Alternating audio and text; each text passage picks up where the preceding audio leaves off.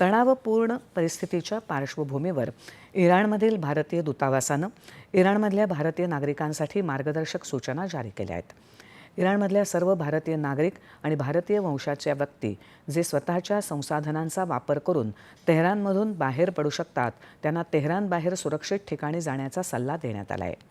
इराणमधल्या भारतीय दूतावासानं तेहरानमध्ये असलेल्या आणि दूतावासाच्या संपर्कात नसलेल्या सर्व भारतीय नागरिकांना तत्काळ दूतावासाशी संपर्क साधण्याचं आणि त्यांचं स्थान आणि संपर्क क्रमांक देण्याचं आवाहन केलं आहे.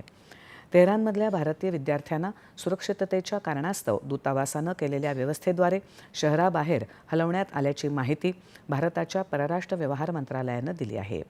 परिस्थिती लक्षात घेता ज्यांच्याकडे वाहनं आहेत अशा रहिवाशांना शहराबाहेर जाण्याचा सल्ला देण्यात आलाय.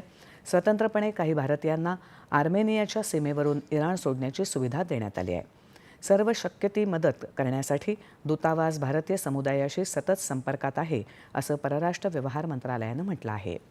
इराण आणि इस्रायलमधील चालू घडामोडी लक्षात घेता परराष्ट्र मंत्रालयानं परिस्थितीवर लक्ष ठेवण्यासाठी आणि भारतीय नागरिकांना मदत करण्यासाठी 24 तास कार्यरत विशेष नियंत्रण कक्ष स्थापन केला आहे.